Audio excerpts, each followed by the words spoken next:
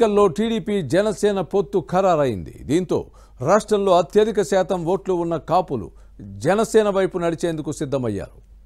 ఎలాగైనా వారిలో చీలిక తెచ్చి ఎలక్షన్స్లో లబ్ధి పొందాలని వైసీపీ చూస్తోంది. ఇందుకోసం తాడేపల్లి ప్యాలెస్లో రచించిన వ్యూహాన్ని గుంటూరు వేదికగా అమలు చేశారు. ఇంతకు ఆ వ్యూహం ఫలించిందా, బెడిసి కొట్టిందా?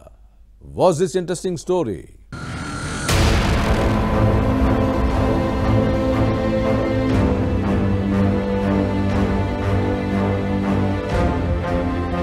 వచ్చే ఎన్నికల్లో గెలిపే లక్ష్యంగా పెట్టుకున్న వైసీపీ అధికారం కోసం అడ్డదారులు తొక్కుతోందన్న ఆరోపణలు ఉన్నాయి. పార్టీలను చీల్చేందుకు కుట్రలు పన్నుతోందన్న విమర్శలను ఎదుర్కొంటోంది. ఇందుకు గుంటూరులో జరిగిన కాపు సదస్సే నిదర్శనం. ఎవరి సినిమాకు వారే హీరో అన్నట్టుగా నగరంలోని వెంకటేశ్వర విజ్ఞాన కేంద్రం వేదికగా రాజకీయ వ్యూహం పక్కాగా అమలైంది. కాపు రాజకీయ భవిష్యత్ కార్యాచరణపై జరిగిన చైతన్య సదస్సును నిశితంగా పరిశీలిస్తే అన్ని పార్టీల్లో ఉన్న కాపు ఆశావహులు వైసీపీ ట్రాప్ లో పడినట్లు తెలుస్తోంది.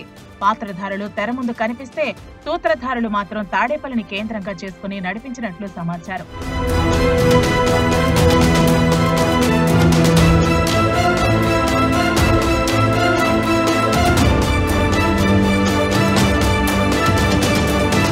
అన్ని రాజకీయ పార్టీలు జనాభా దామాషా ప్రకారం కాపులకు వచ్చే ఎన్నికల్లో సీట్లు ఇవ్వాలన్నది ఈ సదస్సు ఉద్దేశం. కానీ జనసేనకు కాపు కాస్తున్న ఈ సామాజిక వర్గ నేతల్లో చీలిక తేవటమే లక్ష్యంగా జరిగినట్లు కనిపిస్తోంది. ప్రధానంగా ఈ సదస్సును ఫ్యాన్ పార్టీ పెద్దలు నడిపినట్లు సమాచారం. ప్రస్తుతం తాడేపల్లిలో సజ్జల దగ్గర పనిచేస్తున్న సీఎం జగన్ సొంత మీడియా సంస్థ మాజీ ఉద్యోగి ద్వారా గుంటూరులో కాపు సమావేశం ఏర్పాటు చేయించడానికి రాయబారం నడిపినట్లు తెలుస్తోంది.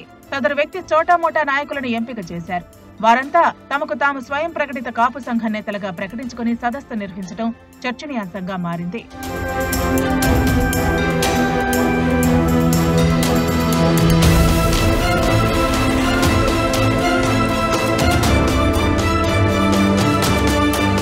వార్డు స్థాయి కూడా లేని వారిని చూసి కాపులు ఎవరూ రారని గ్రహించిన సజ్జల రామకృష్ణారెడ్డి ప్రతినిధి టీడీపీలో సీటు ఆశిస్తున్న ఓ నేతను కలుపుకున్నారు.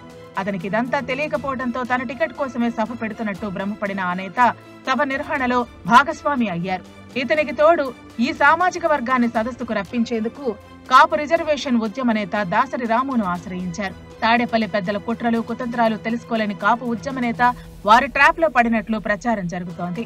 ఇదంతా ఒక ఎత్తైతే తాడేపల్లి పెద్దల వ్యూహంలో భాగంగానే ఈ కార్యక్రమాన్ని ఏర్పాటు చేశారని గ్రహించిన జనసేన జిల్లా అధ్యక్షుడు గాదె వెంకటేశ్వరరావు సదస్సుకు హాజరై కాపులంతా జనసేన వైపు నడిచేందుకు సిద్ధంగా ఉన్నారని ప్రసంగించడంతో మంచి స్పందన వచ్చింది.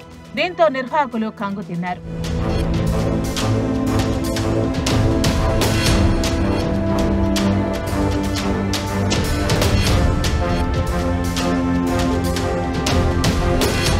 అప్పటి వరకు సభలో ఏ రాజకీయ పార్టీ ఎక్కువ సీట్లు ఇస్తే ఆ పక్షానికే కాపులు మద్దతు ఉంటుందనే విధంగా నేతల ప్రసంగాలు సాగాయి. కానీ గాదె వెంకటేశ్వరరావు వ్యూహంతో సదస్సు నిర్వాహకులకు గొంతులో వెలక్కాయ పడినట్టు అయిందట.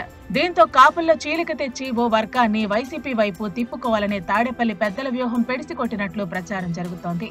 ఎవరెన్ని కుట్రలు పనినా కాపులంతా పవన్ కళ్యాణ్ వెంటే నడిచేందుకు సిద్ధంగా ఉన్నారనే సంకేతాలు జనంలోకి వెళ్లాయి.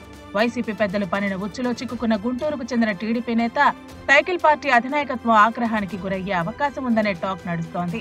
తనను తప్పుదారి పట్టించారని ఆ నేత కొందరి దగ్గర ప్రస్తావించి బాధపడినట్లు సమాచారం.